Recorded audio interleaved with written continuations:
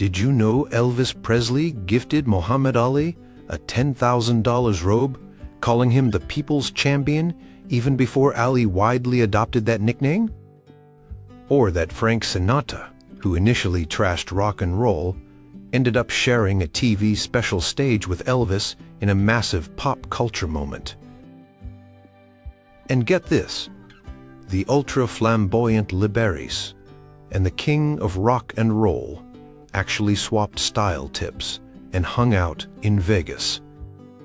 Elvis's world was full of connections you just wouldn't expect, proving his influence and charisma reached far beyond the music charts. He formed bonds with icons from totally different arenas, built bridges where you'd expect rivalries, and shared quiet moments of mutual respect with people who seemed worlds apart. Number 6. Tom Jones, the Vegas Brothers, in booming voice. Okay, picture this. It's the swinging 60s. Las Vegas is the place to be for superstar performers.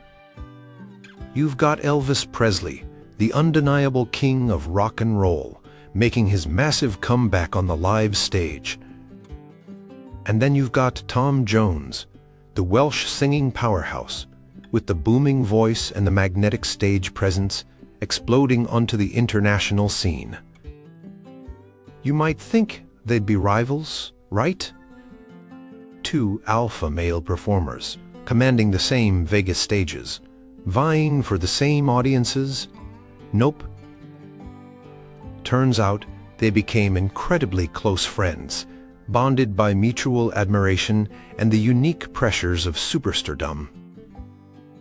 Their first meeting reportedly happened around 1965, either in Los Angeles at the Paramount Studios commissary while Elvis was filming, or perhaps slightly later. Jones himself often tells the story of meeting Elvis on the set of one of Elvis's movies. Jones was relatively new to the U.S. scene, having just hit big with It's Not Unusual. He was visiting the studio, starstruck, and wanted to meet the king. Elvis, hearing that Tom Jones was on the lot, reportedly stopped what he was doing to come and meet him. According to Jones, Elvis walked up to him singing Jones's latest hit at the time, With These Hands. Jones was floored, as apparently told him how much he admired his voice and style. This wasn't just a polite industry greeting. It was the start of a genuine connection. Elvis recognized a fellow powerhouse, vocalist, and performer. From that point on, whenever their paths crossed, especially in Las Vegas, where both held legendary residencies at different times, Elvis primarily at the International Hotel, later the Las Vegas Hilton. Jones at venues like the Flamingo and Caesar's Palace, they made time for each other. This wasn't just a casual hello in the hallway. They would actively go to see each other's shows. Imagine Elvis Presley sitting in the audience, watching Tom Jones belt out his hits, and vice versa. Tom Jones was a frequent guest at Elvis's late-night Vegas shows. Witness accounts from members of Elvis's entourage, the Memphis Mafia, and Jones's own recollections paint a picture of genuine camaraderie. They'd hang out page date after shows, sometimes until the early hours of the morning. What did they talk about? Music, mostly? They shared a deep love for gospel, blues, and R&B, the roots from which both their styles grew.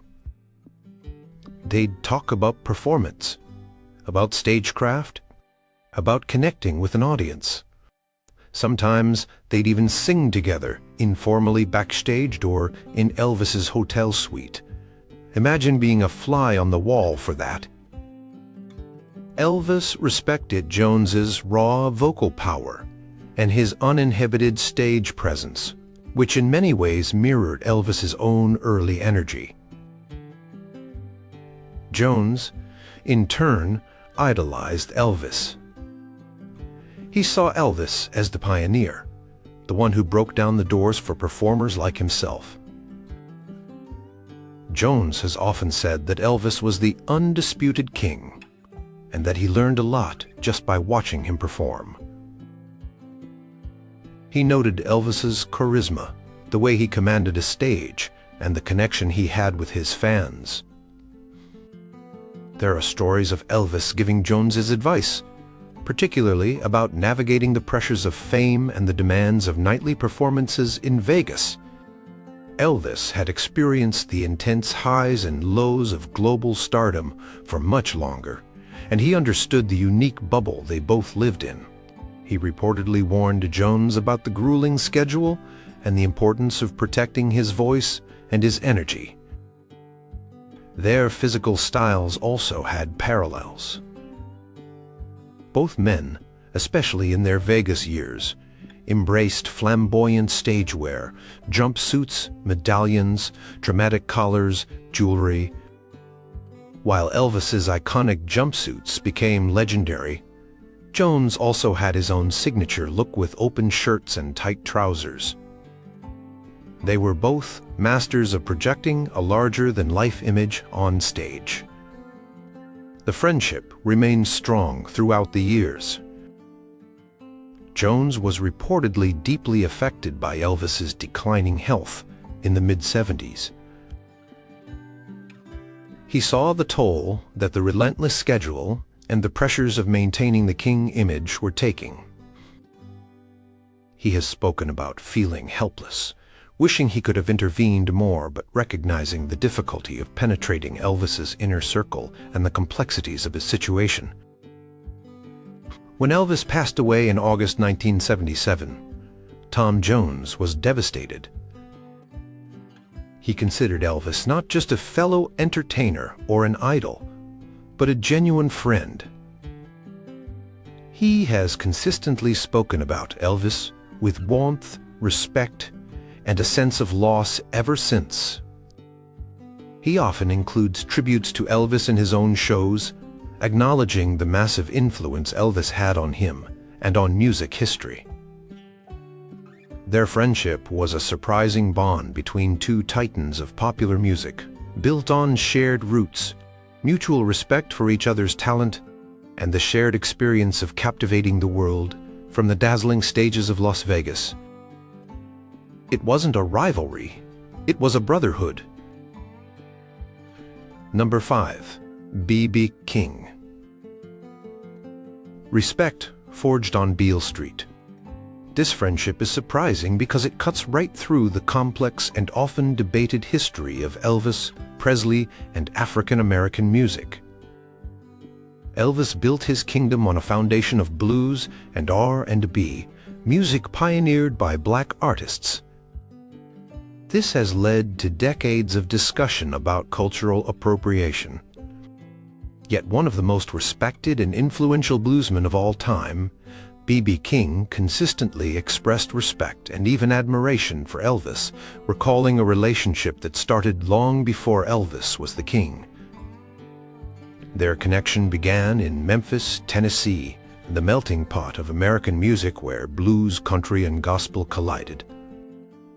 In the early 1950s, B. King was already a rising star in the blues world, broadcasting on the iconic radio station WDIA and playing gigs up and down Beale Street. Elvis was just a young, unknown teenager soaking it all in. Beale Street was the heart of black music and culture in Memphis, and a young music-obsessed Elvis Presley was drawn to it like a moth to a flame. B. King remembered seeing Elvis around Beale Street.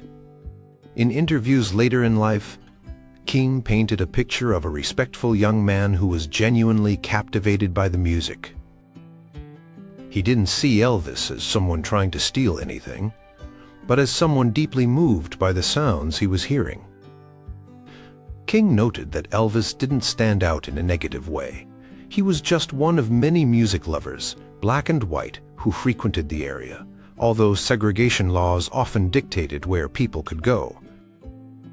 King even recalled Elvis attending some of his shows in the early days, back when the audience was primarily black.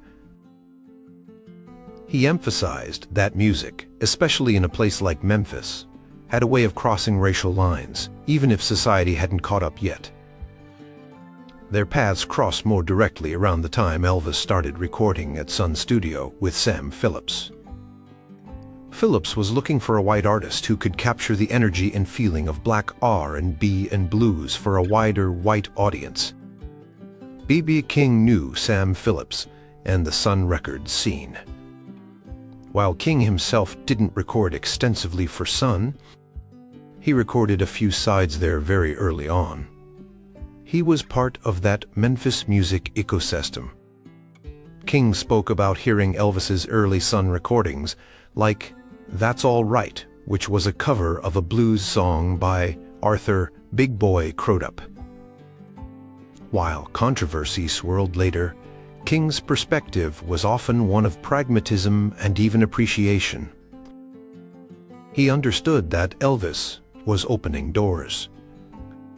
Elvis was taking this music to audiences that black artists, due to the racial barriers of the time, simply couldn't reach on the same scale.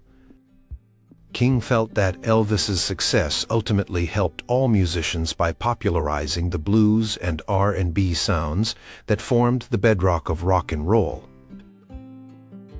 In his autobiography, Blues All Around Me, and in numerous interviews, B.B. King consistently defended Elvis against charges of outright theft. He acknowledged the roots of the music, but praised Elvis's unique interpretation and his undeniable talent and charisma. King often said things along the lines of, "Music is owned by the whole universe. It isn't exclusive to the black man or the white man or any other color." He saw Elvis as a fellow musician who loved the same sounds he did. Did they hang out frequently? Probably not in the way Elvis hung out with his Memphis Mafia. Their worlds, while intersecting in Memphis, moved in different orbits as their careers took off globally. B.B. King became the ambassador of the blues worldwide, touring relentlessly for decades. Elvis became a cultural phenomenon of unprecedented scale, increasingly insulated within his own fame. However, the mutual respect endured when their paths did cross in later years, often at industry events, or perhaps backstage at a festival or venue where both were performing. There was a clear warmth and recognition. They were two Memphis legends who had profoundly shaped modern music. B.B. King reported that Elvis always treated him with respect.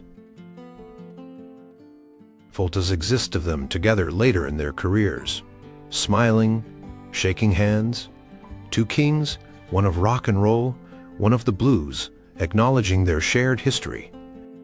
King also pointed out Elvis's deep love for gospel music, particularly black gospel quartets like the Golden Gate Quartet and the Blackwood Brothers, who were white but heavily influenced by black gospel styles.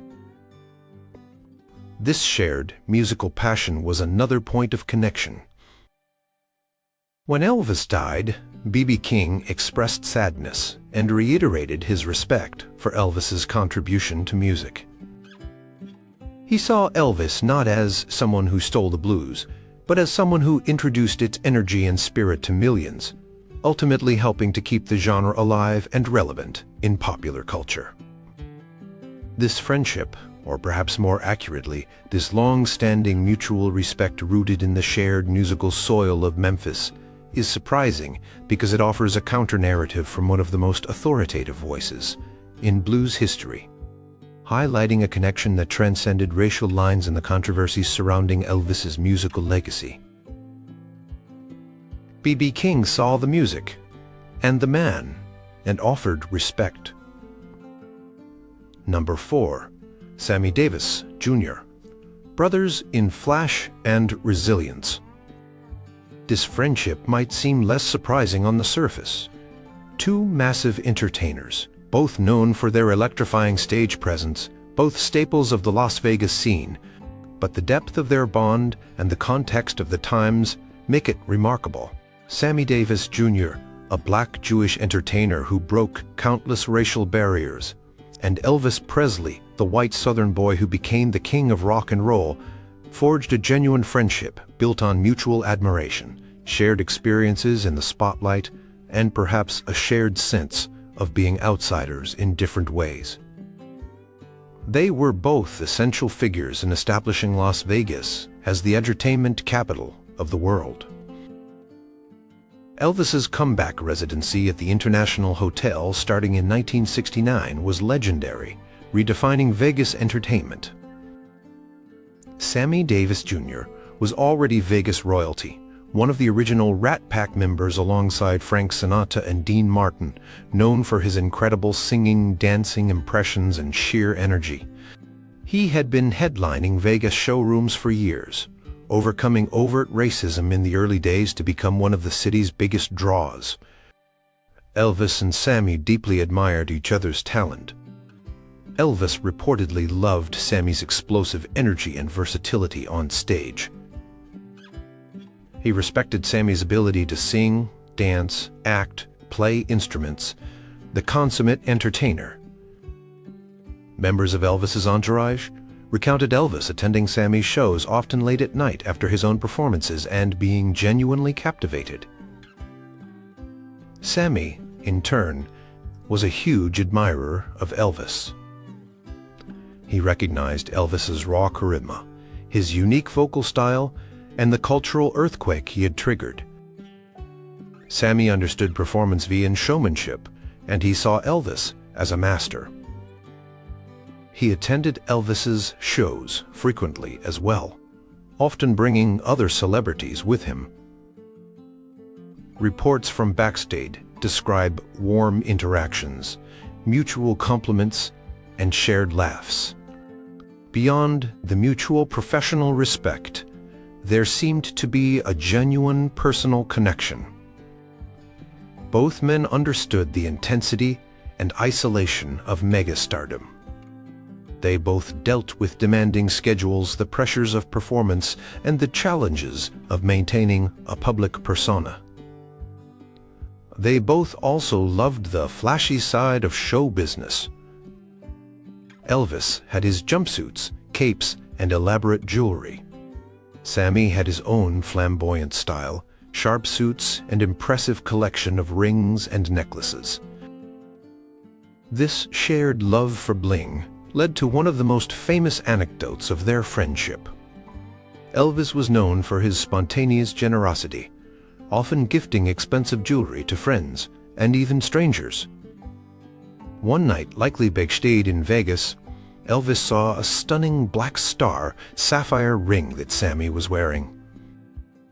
Elvis admired it greatly. Sammy, perhaps jokingly, perhaps seriously, offered it to him. Elvis, touched by the gesture, but perhaps feeling it wasn't right to take it, apparently refused. However, the story goes that Elvis later had a very similar, perhaps even more elaborate, black star sapphire ring made and gifted it to Sammy. Sammy treasured this ring and wore it often, seeing it as a symbol of their bond. Their friendship also existed against the backdrop of the civil rights movement and ongoing racial tensions in America. Sammy Davis Jr. had faced down ugly prejudice throughout his career, from being denied entry to hotels he was headlining to receiving hate mail and threats, especially after his marriage to white actress Mae Brett.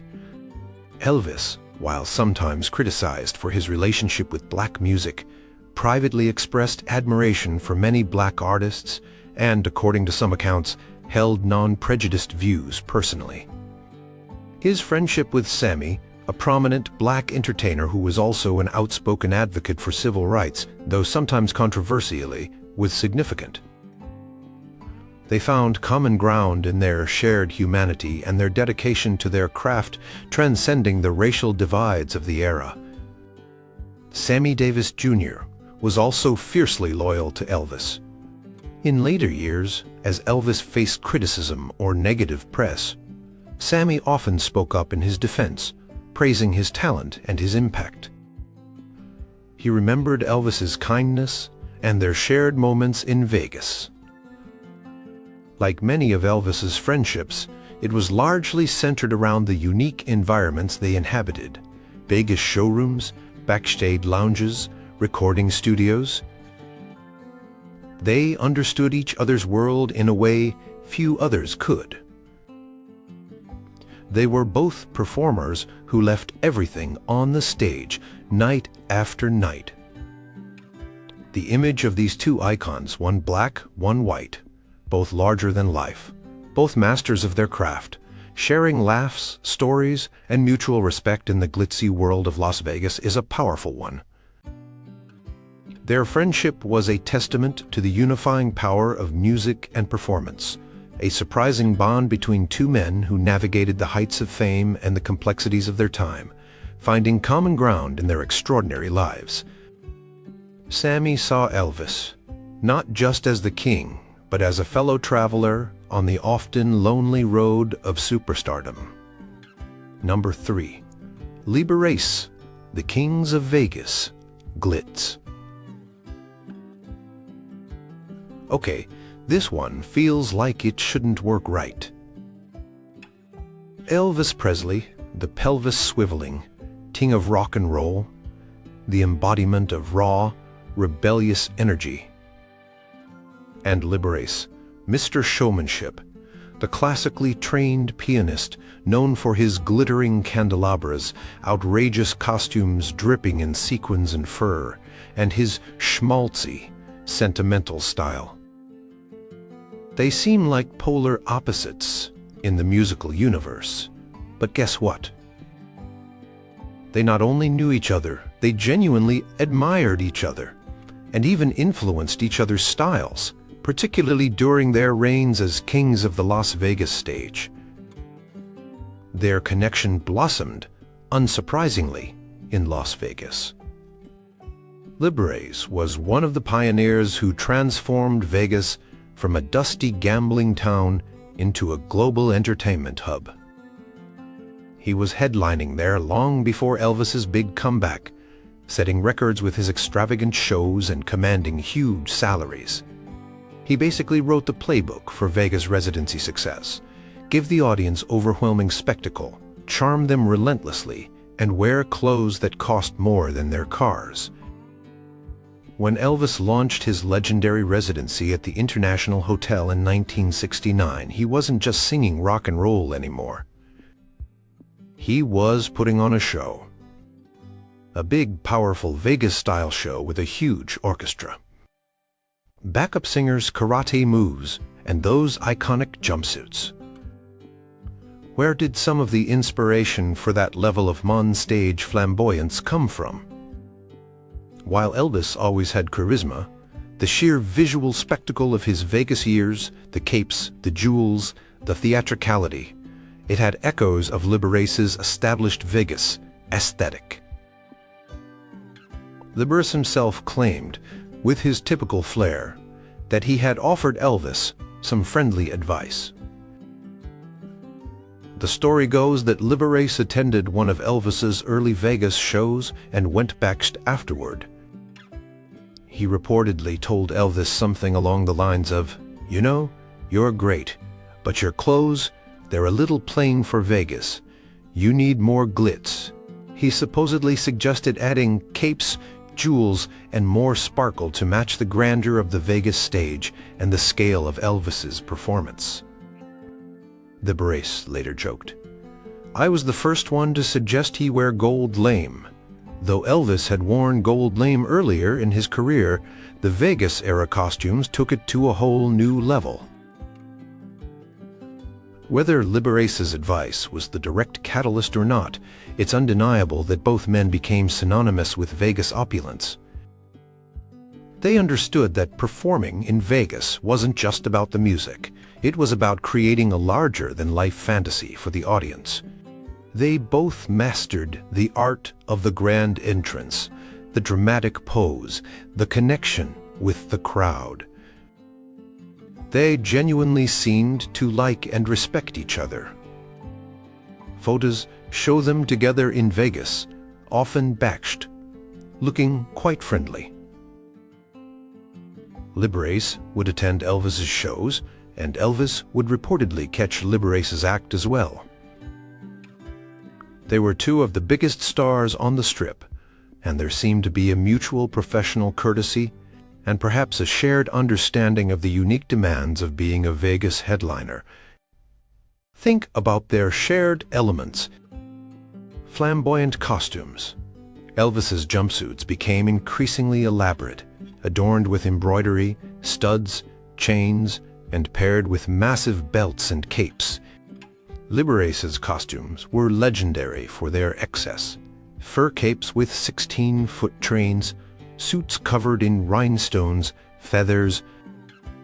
Both used clothing as a key part of their performance art. Jewelry. Both men loved impressive rings, necklaces, and watches. It was part of the persona, a symbol of their success and showmanship. Stagecraft. Both understood the importance of lighting, staging, and creating dramatic moments within their shows. Vegas. Connection. They were the undisputed kings of their respective domains on the Las Vegas Strip, drawing massive crowds and defining the city's entertainment scene for years. Their musical styles remained distinct, of course. Elvis rocked. Liberace played pump arrangements of classical pieces and show tunes. But their approach to performance in the unique environment of Las Vegas shared surprising similarities. They both knew how to give the audience an unforgettable spectacle. Liberace. Ever the showman continued to speak fondly of Elvis after his death. He recognized Elvis's immense talent and impact, and perhaps saw a kindred spirit in Elvis's embrace of Vegas-level showmanship. He included Elvis in his on-stage banter and stories sometimes. So, while musically they occupied different planets, the king of rock and roll and Mr. Showmanship found common ground in the dazzling artificial oasis of Las Vegas. They were both masters of creating a persona, commanding a stage, and understanding that sometimes more is definitely more. The surprising friendship, or at least mutual admiration society between Elvis and Liberace is a testament to the unique melting pot of talent and spectacle that was and is Las Vegas. They were the glitter gods of the Strip. Number 2. Frank Sinatra, From Critic to Narrator. This is one of the most fascinating and initially seemingly unlikely relationships in Elvis's orbit. Frank Sinatra, the chairman of the board, the embodiment of classic cool, the crooner who defined sophisticated pop singing for a generation. Elvis Presley, the raw, rebellious force who unleashed rock and roll on the world, sending teenagers into hysterics and parents into a panic. In the beginning, Sinatra was not a fan. But over time, respect grew, culminating in a landmark television event that symbolized the passing of the torch, or at least a sharing of the kingdom. Let's rewind to the mid-1950s when Elvis exploded onto the scene. Sinatra, representing the established Tin Pan Alley tradition of meticulously crafted songs and smooth vocals, was publicly critical of rock and roll and its new king. He famously called rock and roll the most brutal, ugly, degenerate, vicious form of expression it has been my displeasure to hear. He also aimed sharp words, specifically at Elvis's style, describing it as a deplorable, rancid-smelling aphrodisiac. Sinatra saw rock and roll as musically deficient and culturally dangerous, a threat to the sophisticated pop music he championed. Ouch! Elvis, for his part, generally avoided public feuds. When asked about Sinatra's comments, he was typically respectful, often saying he admired Sinatra's talent and his longevity in the business. Elvis understood Sinatra was a legend, even if the feeling wasn't mutual at first. Elvis came from a generation that grew up hearing Sinatra on the radio. He recognized his stature. So, how did they go from public criticism to sharing a stage? Time, changing musical landscapes, and perhaps a bit of showbiz pragmatism played roles. By 1960, Elvis was returning from his 2-year stint in the U.S. Army. This was a crucial moment for his career. Would he still be relevant? Could he transition from rebellious rocker to a more mature entertainer? His manager, Colonel Tom Parker, knew the importance of a high-profile comeback event. Enter Frank Sinatra. Sinatra was hosting a television special for ABC, part of a series sponsored by Timex. What better way to welcome Elvis home and reintroduce him to a massive audience than to have him guest star on Sinatra's show? It was a brilliant move. For Sinatra, it showed he was still relevant and could attract the biggest star in the world. For Elvis, appearing with Sinatra conferred a level of mainstream legitimacy and signaled his move towards becoming an all-around entertainer, not just a teen idol. The special, titled Welcome Home Elvis, aired on May 12, 1960. It was a huge television event. The tension or curiosity was palpable. How would these two titans interact? The highlight, and the moment that cemented their public reconciliation, was when they sang each other's songs. Sinatra, backed by his swinging arrangement, took a surprisingly game stab at Elvis's "Love Me Tender." Elvis, in turn, put on a tuxedo jacket over his army uniform shirt and crooned Sinatra's classic "Witchcraft," snapping his fingers with swagger. Then, they sang brief snippets together in a friendly duet. The performance was more symbolic than musically grounding, but the symbolism was immense. Here was the old guard welcoming back the young king, acknowledging his massive popularity and his place in the entertainment firmament. Sinatra was gracious and welcoming throughout the show.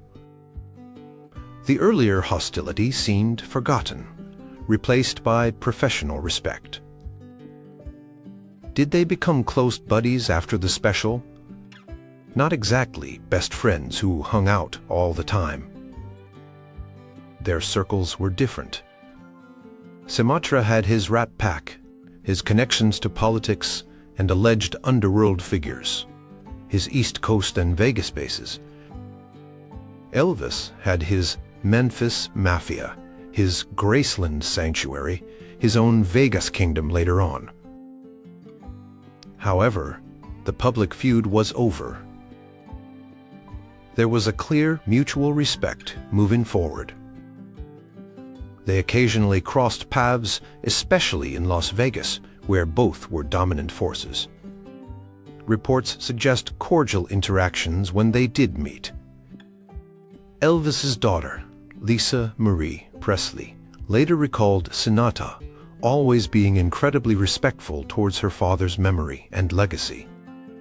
Sinatra, in his later years, seemed to soften his stance on different musical genres, recognizing the impact Elvis had made. He understood stardom and the pressures that came with it. Their relationship is surprising because it represents a significant cultural moment where two seemingly opposing forces of American popular music found common ground. Sinatra, the voice of one generation, initially saw Elvis as a threat, but ultimately shared the spotlight with him, acknowledging the shift in the musical landscape. Elvis, the revolutionary, showed deference to the established legend, facilitating his own transition into a broader entertainment icon. Their journey from Sinatra's harsh public criticism to that shared TV stage is a fascinating chapter in the history of pop culture, showing how even the biggest stars and perceived rivals could find a way to coexist and even collaborate. It was the ultimate summit meeting. Number 1. Muhammad Ali, the king, meets the greatest. This is perhaps the most unexpected pairing on the list. Elvis Presley, the king of rock and roll, and Muhammad Ali, the greatest, the heavyweight boxing champion of the world, activist, and one of the most comedic and controversial figures of the 20th century. What could these two titans from completely different arenas possibly have in common? It turns out they shared a mutual admiration, a unique understanding of global fame, and at least one memorable encounter highlighted by a truly remarkable gift. Their paths crossed most notably in Las Vegas in February 1973. Ali was in town preparing for his fight against Joe Bugner. Elvis was headlining at the Las Vegas Hilton, formerly the International Hotel. Ali, being a huge fan of Elvis, wanted to meet him. Elvis, who admired Ali's boxing prowess and his larger-than-life personality, was happy to oblige. Ali visited Elvis backstage after one of his shows. Accounts from those present, including members of Elvis's entourage and Ali's camp, describe an atmosphere of genuine excitement and mutual respect. They were two of the most famous men on the planet at that moment, meeting face to face. They reportedly talked, joked, and posed for photos. Both men possessed immense charisma and understood the power of image and persona. But the most legendary part of their connection is the gift Elvis gave Ali. Elvis, known for his incredible generosity, wanted to give Ali something special to mark their meeting and perhaps offer encouragement for his upcoming fight. He presented Ali with a custom-designed robe. This wasn't just any robe. It was an elaborate, heavily jeweled white robe, reportedly costing around $10,000 at the time, a huge sum in 1973. Emblazoned on the back, in glittering rhinestones and studs, were the words, "People's Champion." What's truly astonishing is that while Ali was certainly popular and had a strong connection with many people around the world, the specific title, the People's Champion, wasn't yet the widely recognized moniker for him that it would later become. Elvis, in a moment of insight, or perhaps just capturing the essence of Ali's appeal, bestowed this title upon him via the robe. Ali was deeply touched by the gesture and the inscription. Ali wore the robe into the ring for his fight against Bugner just a few days later, on February 14, 1973. Imagine the sight. Muhammad Ali, already a dazzling figure, entering the arena wearing a sparkling custom robe gifted to him by Elvis Presley. It was a collision of sports and entertainment, royalty. Ali went on to win the fight by unanimous decision. Why did these two connect? On the surface, they seemed very different. Elvis, the white Southerner, whose music was rooted in black traditions but who largely avoided political stances publicly. Ali, the outspoken black Muslim convert, stripped of his title for refusing military service during the Vietnam War, a powerful voice on race, religion, and politics. Yet they shared some profound commonalities: unprecedented fame. Both experienced a level of global fame that few humans ever have. They understood the pressures, the lack of privacy, the constant scrutiny, and the adoration that came with being cultural icons. Charisma and performance. Both were consummate performers. Elvis on the stage, Ali in the ring, and outside it with his poetry and pronouncements. They knew how to capture attention and command a space. Physicality. Both relied on their physical presence and prowess in their respective fields. Elvis, with his dynamic stage movements, Ali with his boxing skill and unique float like a butterfly, sting like a bee style. Being the king, the greatest. Both held titles, official or unofficial, that declared them the supreme figures in their domains. They understood the burden and the power of such labels. Ali often spoke warmly of Elvis after their meeting and after Elvis's death. He referred to Elvis as his friend and acknowledged his status as the greatest in music. He treasured the robe as a symbol of their encounter. He recognized Elvis's unique talent and global impact. He reportedly said things like, "Elvis was my buddy," and acknowledged Elvis's deep love for boxing.